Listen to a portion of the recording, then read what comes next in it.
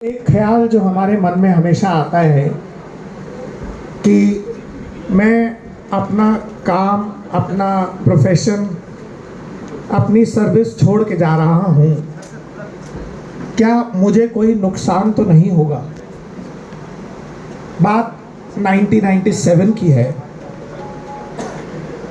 मेरी शादी हुई और मेरी वाइफ भगवान के बारे में उतना नहीं जानती थी। हमारे घर में भजन होते थे, भजन होना था। मैंने अपनी वाइफ को बोला कि हमें जाके थोड़ा सामान लाना है, थोड़ी तैयारी करनी है, अगले दिन भजन है। तो मेरी वाइफ, वो जो माफ़ कीजिएगा लेडीज़ की आदत होती है, वो हिसाब करने लगी और उन्होंने एक शीट बना दी कि पूरे साल में 12,000 रुपये भजन का खर्चा है, तो आप ये 12,000 रुपये अपने अकाउंट में एक तरफ रख दीजिए। मैंने कहा वो अकाउंट की बात बाद में करेंगे, पहले कल के भजन को कर लेते हैं। हम बाज़ार गए, हमने सामान खरीदा, हम वापस आए, रात के तकरीबन 8 बज चुके थे। हमने खाना खाया और हम रात के लिए अपने अपने फ्लोर, मैं फर्स्ट फ्लोर पे रहता हूँ, मेरा भाई सेकंड फ्लोर पे, पेरेंट्स ग्राउंड फ्लोर पे, तो हम अपने फ्लोर पे चले गए रिटायर करने के लिए।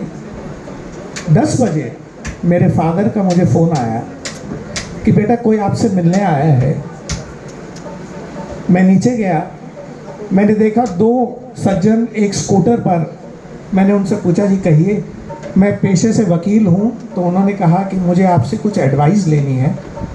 मैंने उनसे कहा 10 बज गए हैं, आप कल मेरे घर में कुछ प्रोग्राम है, आप परसों आ जाइए। उन्होंने कहा हम रोहिणी से आए हैं, मैं शास्त्रीयार ईस्ट दिल्ली में रहता हूँ, तो परसों आना मुश्किल है, आप आज ही सुनने। तो मैं उनको ऊपर अपने ऑफिस एक छोटा सा बनाया है, उसमें ले गया। मैंने उनसे बात करी और मेरी आदत है जब मैं फ़ाइल पढ़ता हूँ तो मैं कुछ नोट्स बना लेता हूँ। तो फाइल पढ़ते पढ़ते मुझे पता चला कि उनका केस ऑलरेडी चल रहा है। मैंने वो केस नंबर सब लिख लिया और उनको जो एडवाइस करनी थी कर दी। जाते जाते वो एक लिफाफा मेरी टेबल पे रख गए। जब वो नीचे जा रहे थे, मैंने वो लिफाफा खोला तो उसमें 2,000 रुपये थे। मैंने उसमें से 500 रुपये रखे और मैंने कहा इतना मैंने कुछ नहीं किया, आपका ऑलरेडी वकील है, आप ये बाकी रख लीजिए। उन्होंने कहा सर आज ले लीजिए, अगली बार फ्री एडवाइस दे दीजिएगा, और वो चले गए। अगले दिन भजन हुआ, सब कुछ हो गया।